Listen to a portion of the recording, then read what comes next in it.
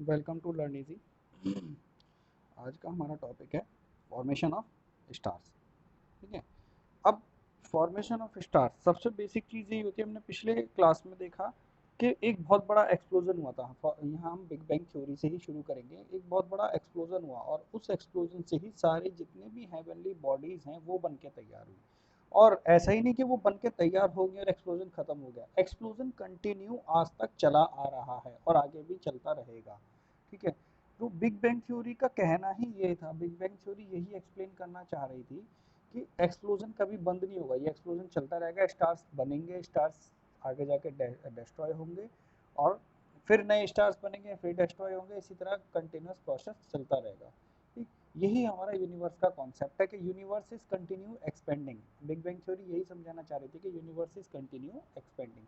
तो इसी big bang theory से ही रिलेटेड है हमारा स्टार्स। स्टार्स क्या होते हैं? Stars are the celestial bodies having its own heat energy and light. ठीक है। कोई भी सेलेस्टियल बॉडी मतलब खगोलीय पिंड, आकाशीय बॉडी है एक, जिसके पास अपनी लाइट हो। अपनी लाइट कैसे होगी इसके पास, वो मैं आगे एक्सप्लेन करने जा रहा हूँ। ठीक है। स्टार्स के पास अपनी लाइट क्यों होती है वो मैं आगे एक्सप्लेन कर दूंगा अभी। ठीक है। जिसके पास अपनी लाइट हो, अपनी एनर्जी हो, उसी को हम क्या कहते हैं? स्टार्स कहते हैं। ठीक। अब हम आगे चलते हैं फॉर्मेशन ऑफ स्टार्स, कैसे फॉर्मेशन होता है स्टार्स का। तो बेसिकली हमने क्या देखा है कि जो हमारा यूनिवर्स बना वो सिंगुलर एटम से बना है। ठीक है। हम देखते हैं सिंगुलर एटम से ही यूनिवर्स बना है। एक बिग बैंग थ्योरी आई। बिग बैंग थ्योरी का कहना ये था कि कंटिन्यूस एक्सप्लोजन, बहुत बड़े बड़े एक्सप्लोजन हुए। ठीक। एक बहुत बड़ा एक्सप्लोजन हुआ जिस वजह से क्या हुआ कि ये जो है एटम जो है आपस में टूटते चले गए। उस एटम के टूटने से क्या है, एनर्जी जनरेट हुई। एनर्जी प्लस एनर्जी तो जनरेट होगी, लेकिन एनर्जी अकेले एनर्जी से काम नहीं चलेगा। ठीक। उसके साथ जो एटम टूटा उसके साथ मटेरियल्स भी निकल के आए। वो मटेरियल क्या क्या थे? वो थे इलेक्ट्रॉन, प्रोटॉन और न्यूट्रॉन। ठीक है। इलेक्ट्रॉन, प्रोटॉन और न्यूट्रॉन। इलेक्ट्रॉन, प्रोटॉन और न्यूट्रॉन। तो ये जो जनरेट हुए हमारे, एनर्जी जनरेट हुई। Energy plus material. अब ये मटेरियल ही क्या था? ये मटेरियल जो था यही था हमारा electron plus proton plus neutron. ठीक है। ये मैंने आप नोट्स में भी डाल दिया है। और ये इलेक्ट्रॉन, प्रोटॉन, न्यूट्रॉन करके क्या है, इन लोगों ने ही, प्रोटॉन और न्यूट्रॉन ने क्या बनाया? आपका न्यूक्लियस बना लिया। ठीक है ना। प्रोटॉन और न्यूट्रॉन ने मिलके न्यूक्लियस बना लिया।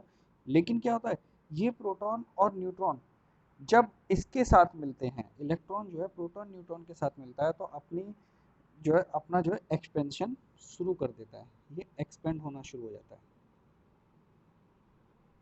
ये एक्सपेंड होना शुरू हो जाता है। ठीक है। ये एक्सपेंशन चलता रहता है। कंबाइन होने के बाद में क्या होता है, ये एक्सपेंशन शुरू होता है और इससे क्या होता है, एक नया एटम हमारा बन के तैयार हो जाता है। जैसे एक्सपेंड होगा तो एक नया आइटम बन के तैयार हो जाएगा।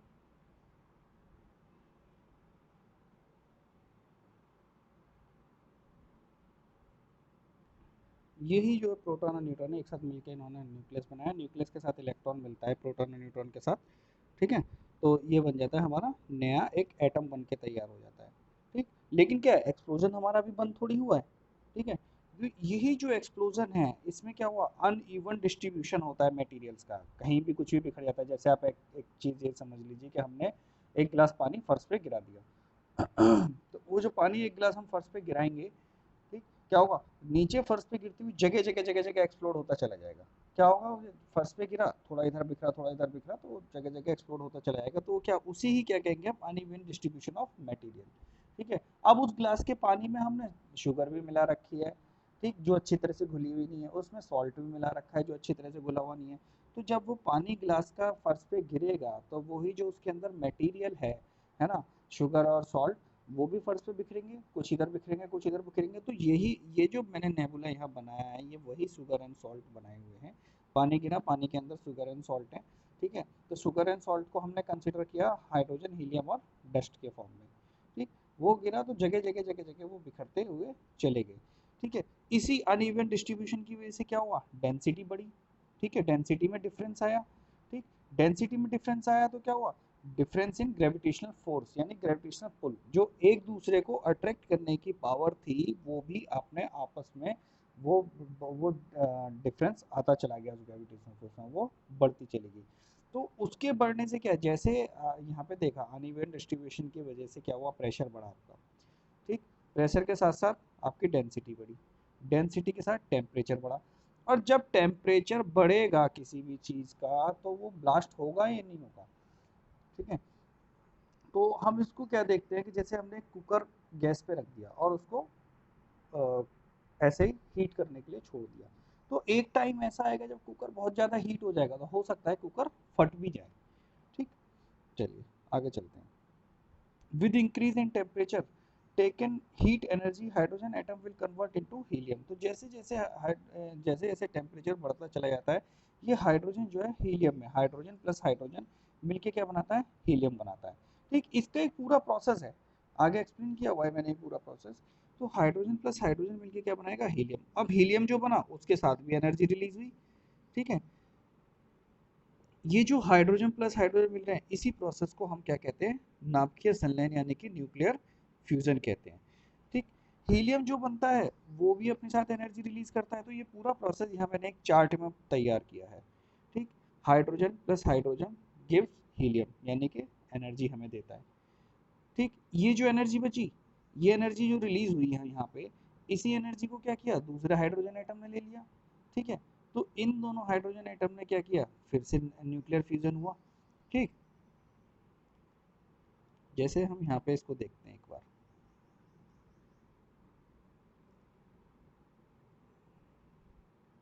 हाइड्रोजन प्लस हाइड्रोजन, इसने हमें दिया हीलियम प्लस एनर्जी। ठीक है, अब ये एनर्जी क्या है, ये तो हो गया आपका न्यूक्लियर फ्यूजन, में से NF से डिनोट कर रहा हूँ।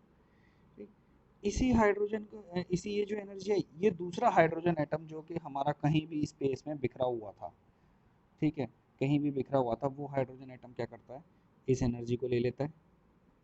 ठीक है, हाइड्रोजन फिर दूसरा हाइड्रोजन एटम, दोनों में एक साथ फिर से न्यूक्लियर फ्यूजन हुआ, उसने फिर से एक हीलियम बना लिया। ठीक, इसके साथ भी एनर्जी रिलीज हुई, इस एनर्जी को तीसरे हाइड्रोजन ने ले लिया, उसमें फिर से एक न्यूक्लियर फ्यूजन हुआ।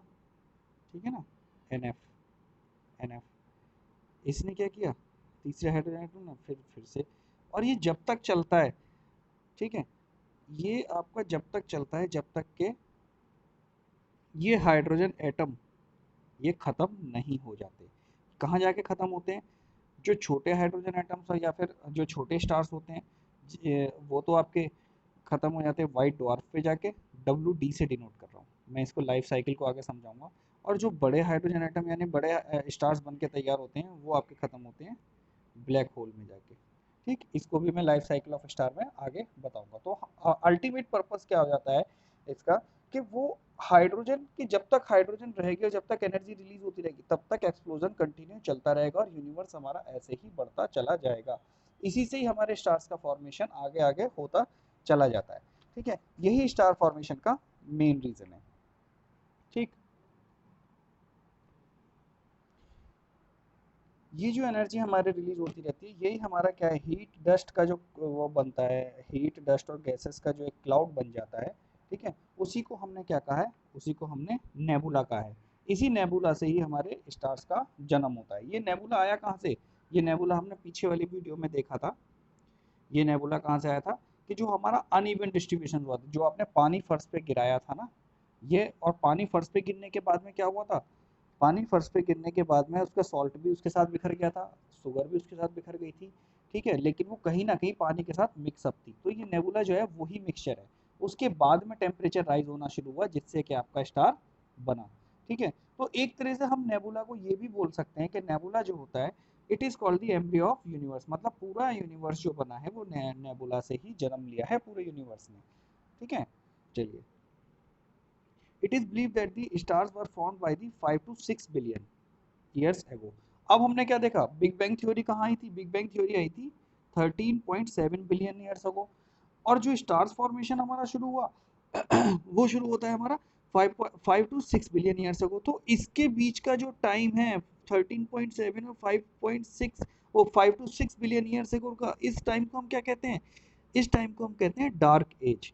स्टार्स, जिसमें स्टार फॉर्मेशन का प्रोसेस चला, मतलब जो पूरा प्रोसेस चला इतने बिलियन ईयर्स एगो तक, ठीक है। ये नहीं था कि आपने एक साथ ही गैस पे कोई चीज गर्म करी और वो दूध उफान के एकदम बाहर आ गया। जैसे क्या होता है कि आप दूध को पकाने रख दीजिए, तो दूध क्या है, धीरे धीरे पकना शुरू होगा।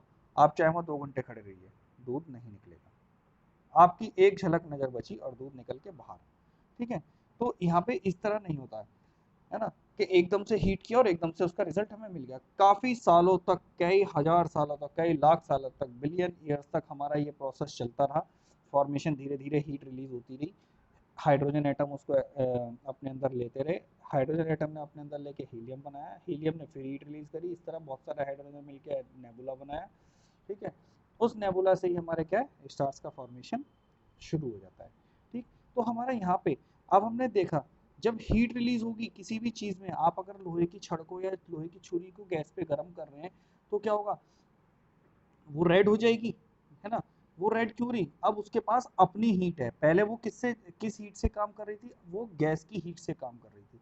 लेकिन अब जब वो रेड हो चुकी है, तो आप उसके आसपास हाथ लगा के देखेंगे ना छुरी के, तो वो अपनी हीट रिलीज कर रही है। अब वो एक तरह से स्टार बन चुकी है, ठीक है। क्यों? क्योंकि उसके पास अपनी हीट है, ठीक। इसी तरह से जो बार बार अपनी हीट एनर्जी रिलीज कर रहा है, ठीक है, और उसी से ही क्या, हीट की वजह से ही वो चमक रहा है, क्योंकि बहुत ज्यादा हीट और बहुत ज्यादा एनर्जी उसके अंदर है, उसी की वजह से वो चमक रहा है। ठीक है ना। तो इसी वजह से क्या होता है, स्टार्स के पास अपनी हीट होती है, ठीक। और कलेक्शन ऑफ स्टार्स, इसी कलेक्शन ऑफ स्टार्स को हमने क्या कहा है, गैलेक्सी कहा है। चलिए आगे चलते हैं। आगे है हमारा लाइफ साइकिल ऑफ स्टार्स, या फिर हम इसको डेथ ऑफ स्टार्स भी कह सकते हैं। एक इसका मैं ओवरव्यू आपको दे देता हूँ, ठीक है।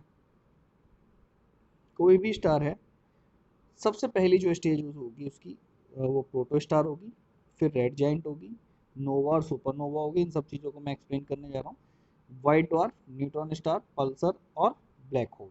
इसको मैं डायग्रामेटिक रिप्रेजेंटेशन में भी अभी बताऊंगा, पहले इन चीज़ों को मैं आपको एक्सप्लेन कर देता हूँ। Life cycle of star. Protostar, what is protostar, ठीक है। It is found by the gravitational contraction of gases in the Galaxy. Galaxy के अंदर जो ग्रेविटेशनल कॉन्ट्रैक्शन होता है गैसेस का, मतलब गैसेस आपस में मिलती हुई चली जाती हैं, ठीक है। तो उसी को हमने क्या कहा है, प्रोटोस्टार। या फिर हम इसको कह सकते हैं एक सबसे छोटा तारा जो होता है, सबसे शुरुआती तारा, एक बच्चा जो होता है, उसको हम कहते हैं protostar. It is condensed with helium and hydrogen, ठीक है। नेक्स्ट आता है रेड जाइंट। इसके बाद अब जो स्टार बना आपका, ठीक, वो आपके शेल्स में डिवाइडेड होता है। हो सकता है 2 शेल हो, 3 हो, 10,000 हो, 5,000 हो, कितनी भी शेल्स हो सकती हैं। जो आउटर शेल होती है वो कंटिन्यूसली ग्रो करती रहती है। क्यों ग्रो कर रही है? क्योंकि उसमें अंदर ही अंदर न्यूक्लियर फ्यूजन तो चल ही रहा है। अभी हमने यही तो देखा,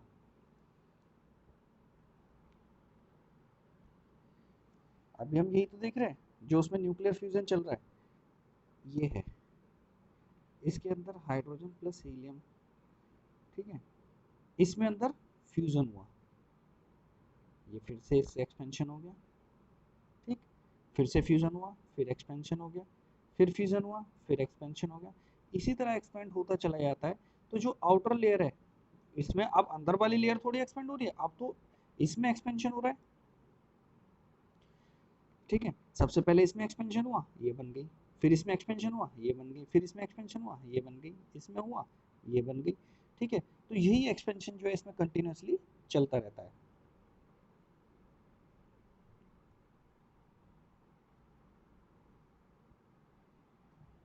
ठीक है ना। तो ये सेल्स में हमारा डिवाइडर होता है, तो सारी सेल्स, ठीक है। तो जो बाहर वाली शेल का जो एक्सपेंशन है वो काफ़ी बड़ा हो जाता है, और ज़्यादा हीट होने की वजह से वो रेड अपियर होने लगता है, ठीक है। तो इसी रेड अपियरेंस को हम क्या बोलते हैं, रेड जाइंट, ठीक। ये किस लिए हो रहा है, न्यूक्लियर फ्यूजन, यही तो मैंने अभी पीछे बताया कि न्यूक्लियर फ्यूजन की वजह से हो रहा है। नेक्स्ट आता है आपका नोवा और सुपरनोवा, नेक्स्ट स्टेज है इसकी। ए जायंट स्टार फेस में एंड इन नोवा और supernova, the stars whose brightness increase suddenly, ठीक है। किसी भी स्टार की अगर ब्राइटनेस जो है सडनली इंक्रीज हो रही है, जैसे हम देखते हैं ना कई बार तारा टिमटिमाता है बहुत ज़्यादा, ठीक है, तो वो क्या होता है, वो उस टाइम नोवा सुपरनोवा की फॉर्म में होता है, ठीक है। तो जिसकी भी 10 टाइम्स या फिर 10 मैग्नीट्यूड्स 10 टू 20 मैग्नीट्यूड्स तक अगर बढ़ रही है या उससे भी ज़्यादा बढ़ती है, ठीक है, तो जिसकी भी 20 मैग्नीट्यूड्स तक बढ़ती है उसे तो हम उस स्टार को तो हम बोलते हैं नोवा, और जिसकी 20 मैग्नीट्यूड या उससे ऊपर तक जाती है तो उसे हम बोलते हैं सुपरनोवा एक्सप्लोजन। ठीक है, चलिए आगे चलते हैं। नेक्स्ट है व्हाइट डॉर्फ। व्हाइट डॉर्फ एक स्टेज होती है, ठीक। तो स्मॉल स्टार्स जो होते हैं वो व्हाइट डॉर्फ पे आके खत्म हो जाते हैं। इसको मैं डायग्रामेटिकली अभी बताऊंगा, अभी आप इसे यहाँ पे देख लीजिए। जो स्मॉल स्टार्स होते हैं वो व्हाइट डॉर्फ पे आके खत्म हो जाते हैं। Nova supernova explosion is in a small star. जो नोवा, जो छोटे स्टार में नोवा और सुपरनोवा एक्सप्लोजन होता है। नोवा और सुपरनोवा एक्सप्लोजन तो अभी मैंने बता ही दिया आपको कि जो सडनली ब्राइटनेस इंक्रीज होती है, ठीक, उसी को हम क्या कहते हैं, नोवा सुपरनोवा। और ब्राइटनेस अगर 20 तक इंक्रीज हो रही है तो नोवा, 20 से ज़्यादा इंक्रीज हो रही है तो सुपरनोवा। ठीक है।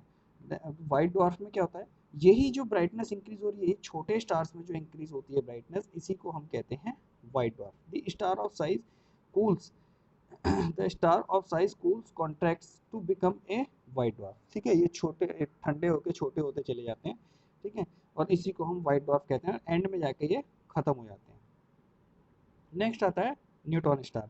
न्यूट्रॉन स्टार, अगर हम स्मॉल स्टार्स की बात करें तो स्मॉल स्टार्स को तो यहाँ पे हम छोड़ देते हैं। स्मॉल स्टार जो है यहीं पे वो खत्म हो जाते हैं व्हाइट डॉर्फ पे। लेकिन अगर कोई मैसिव स्टार होता है तो वो इससे भी आगे जाता है न्यूट्रॉन स्टार से, वो यहाँ खत्म नहीं होता। उसके आगे की स्टेज होती है न्यूट्रॉन स्टार। ठीक। तो न्यूट्रॉन स्टार क्या है, सेम आपका नोवा सुपरनोवा वाला प्रोसेस है इसमें भी। न्यूट्रॉन स्टार में जो नोवा सुपरनोवा बड़े स्टार्स में होता है उसी को हम बोलते हैं न्यूट्रॉन स्टार। ठीक है। नेक्स्ट आता है आपका पल्सर। ठीक, पल्सर ज़्यादा हीट की वजह से, ठीक है, ज़्यादा हीट की वजह से क्या होता है, जो आपके न्यूट्रॉन जो स्टार्स होते हैं, जो न्यूट्रॉन स्टार्स होते हैं, वो स्पिन करने लगते हैं। और स्पिन होने की वजह से क्या होता है, वो रेडियो वेव्स को एमिट करते हैं। ठीक है, उसी एमिशन को हम क्या बोलते हैं, उसी एमिशन को हम बोलते हैं पल्सर। ठीक। अब ये पल्सर कहाँ जाके एंड होता है, ये पल्सर जाके एंड होता है ब्लैक होल में। अब ब्लैक होल क्या होता है, ब्लैक होल एक आपकी ऐसी जगह है, एक ऐसा ऑब्जेक्ट है जिसकी ग्रेविटेशनल फील्ड इतनी ज़्यादा है कि लाइट भी उससे नहीं बच सकती। अगर लाइट भी उसके अंदर पहुंच जाए ना तो लाइट भी खत्म हो जाती है। इसमें लाइट का भी कोई रोल नहीं रहता है, लाइट वहां जाके खत्म हो जाती है। Black hole is an object with such A gravitational field that even light can not escape from its surface. उसके सरफेस से लाइट भी नहीं बच पाती, लाइट भी खत्म हो जाती है। Black holes are form from the neutron stars after the supernova explosion of the big star. जो न्यूट्रॉन स्टार में भी सुपरनोवा एक्सप्लोजन होता है ना बहुत बड़े स्टार्स का, ठीक है, वहाँ पे उन उसी एक्सप्लोजन की वजह से क्या होता है, आपका ब्लैक होल बन जाता है।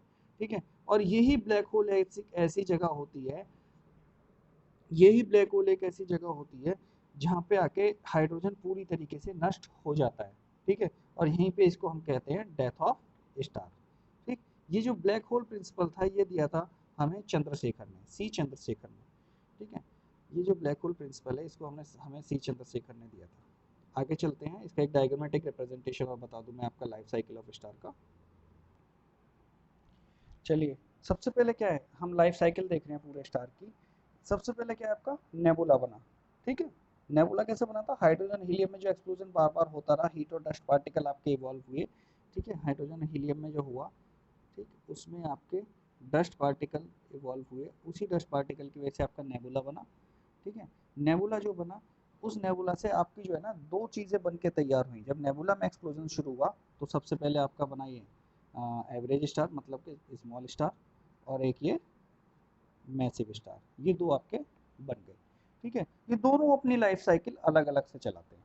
जो मैसिव स्टार है, मैसिव स्टार यहाँ से शुरू हुआ।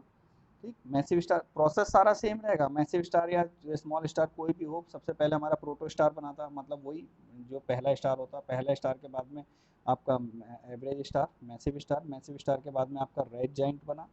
ठीक, रेड जाइंट के बाद में आपका बनता है नोवा सुपरनोवा। ठीक है, और नोवा सुपरनोवा के बाद में जाके वो वाइट, जो स्मॉल स्टार होते हैं वो तो वाइट डॉर्फ पे खत्म हो जाते हैं, और ये सुपरनोवा जो होता है ये जाके आपका ब्लैक होल में जाके खत्म होता है। पहले ये सुपरनोवा एक्सप्लोजन होता है, जो तारा टिमटिमाता हम देखते हैं ना, देख रहे हैं ये, यही चीज़ होती है जो एकदम से इल्यूमिनेशन या फिर उसकी जो चमक बढ़ती है ना वो इसी वजह से बढ़ती है। ठीक है ना। तो ये जो न्यूट्रॉन स्टार है ये न्यूट्रॉन स्टार में कन्वर्ट हुआ और यही न्यूट्रॉन स्टार क्या है ब्लैक होल में जाके खत्म हो जाता है बिल्कुल आगे जाके। ठीक है, यही आपका यहाँ पे लाइफ साइकिल ऑफ स्टार्स है। मैं फिर से एक बार बता देता हूँ। नेबुला बना, नेबुला में एक्सप्लोजन हुआ, एक्सप्लोजन से दोनों तरफ, इसमें प्रोटो स्टार मेंशन नहीं है इस फिगर में, मैं पी के से डिनोट कर देता हूँ। प्रोटो स्टार से दोनों में देखते हैं हम, इसमें जो स्मॉल स्टार है उसकी भी लाइफ साइकिल शुरू हो जाती है, एवरेज स्टार, और इसमें मैसिव स्टार, फिर रेड जायंट। ठीक है, रेड जायंट दोनों में बनेगा। ठीक है, सुपरनोवा, प्लेनेटरी नेबुला जो है ये आपका स्मॉल सुपरनोवा है, स्मॉल नोवा और सुपरनोवा है स्मॉल स्टार में। ठीक है, और ये क्या है यहाँ पे सुपरनोवा, रेड जायंट के बाद सुपरनोवा, सुपरनोवा के बाद में न्यूट्रॉन स्टार, न्यूट्रॉन स्टार के बाद में सीधे सीधे ब्लैक होल में जाके ये आपका स्टार खत्म हो जाता है। यानी ब्लैक होल में स्टार खत्म होने का मतलब क्या है?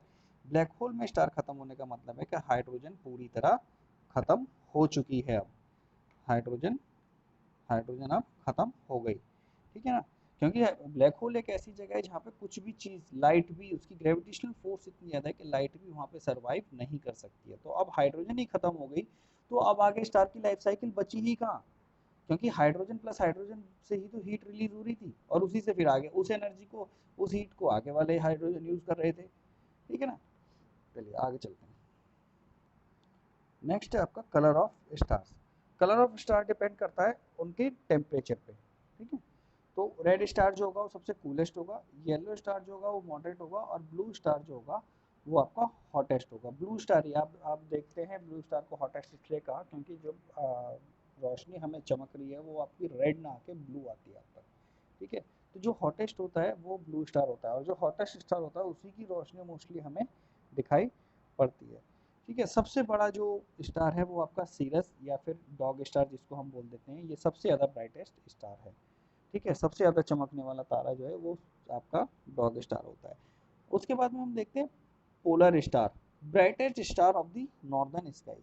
ठीक है, नॉर्दर्न स्काई का मतलब है कि हम डायरेक्शन फाइंड करने के लिए इसको देखते हैं, और ये जो है पोल स्टार जो होता है आपका नॉर्दर्न स्काई का सबसे चमकीला तारा होता है। ठीक है, पुराने टाइम में इसको डायरेक्शन के लिए यूज़ किया जाता था। जैसे कोई भी एक आदमी खड़ा हुआ है, ठीक है ना, तो इसने क्या देखा, इस आदमी ने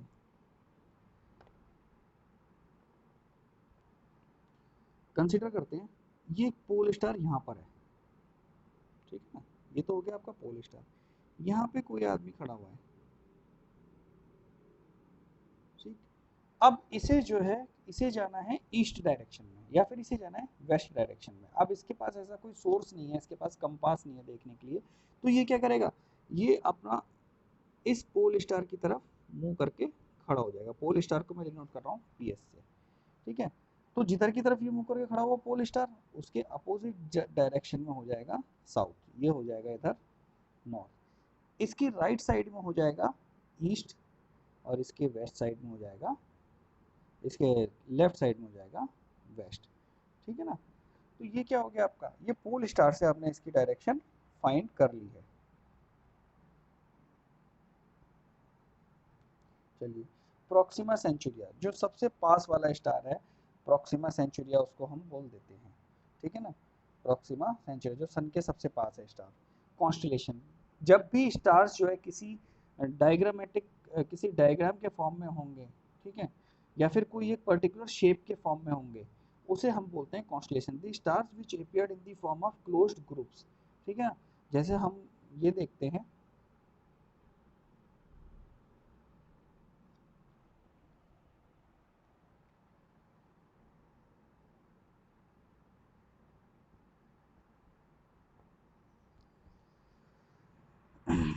हम इसमें देखते हैं सप्तऋषि मंडल होता है, ये शेप के फॉर्म में होता है ये।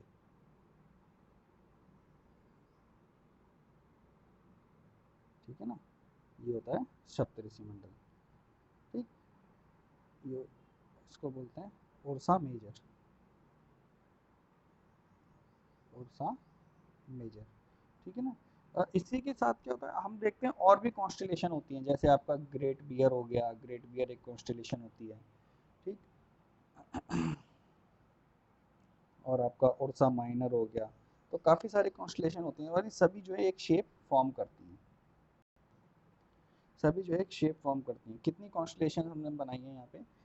उर्सा मेजर, ओरियन, प्लेडीज, ठीक है, इनके मैंने हिंदी नेम भी दे रखे हैं। उर्सा माइनर, लघु सप्तऋषि इसको बोल देते हैं, स्कॉर्पियो, वृश्चिका, क्लासियोपीडिया, शर्मिष्ठा। ठीक है, ये मैंने सप्तऋषि का यहाँ डायग्राम बनाया है। ठीक, अब दो स्टार्स के बीच की जो दूरी होती है उसको हम कैसे नापते हैं? दो स्टार्स के बीच की जो दूरी होती है वो नापी जाती है आपकी लाइट ईयर में। यानी कि आपको जो है ना, एक साल में लाइट ट्रैवल करने में जितना टाइम ले रही है उसी को हम बोलते हैं light year. Distance covered by A light in 1 year, और इसी को हमने नाम दिया है पार्सेक। पार्सेक और लाइट यूनिट जो है वो डिस्टेंस मेजर, यूनिवर्स का डिस्टेंस, यूनिवर्स के अंदर डिस्टेंस मेजर करने की एक टेक्निक, एक यूनिट है, एक यूनिट होती है। ठीक है, 1 light year is equal to, ये आपको रटना पड़ेगा, 1 light year is equal to 9.461 into 10⁻15 metres, 10⁻15 metres, ध्यान रखना। अब ये मीटर्स है, अब इसको अगर हमें किलोमीटर में डिवाइड कर चेंज करना है तो क्या करेंगे? सीधे सीधे 1000 से मल्टीप्लाई कर देंगे। तो 15 की क्या है, 3 जीरो से 3 जीरो कट गई, बचा क्या? 10⁻12, 15 - 12, ठीक है, 9.461 इंटू 10⁻12 किलोमीटर। ये हमारा चैप्टर यहाँ पे कंप्लीट हो जाता है। ठीक है ना, ये था आपका फॉर्मेशन ऑफ स्टार्स। आगे हमारा अब शुरू हो जाएगा सोलर सिस्टम। स्टार्स बन चुके हैं, अब हम प्लैनेट्स बनाएंगे। प्लैनेट्स का भी सेम मेथड रहेगा फॉर्मेशन का। ठीक है ना, चलते हैं आगे। अभी प्लैनेट्स और सोलर सिस्टम करेंगे नेक्स्ट चैप्टर।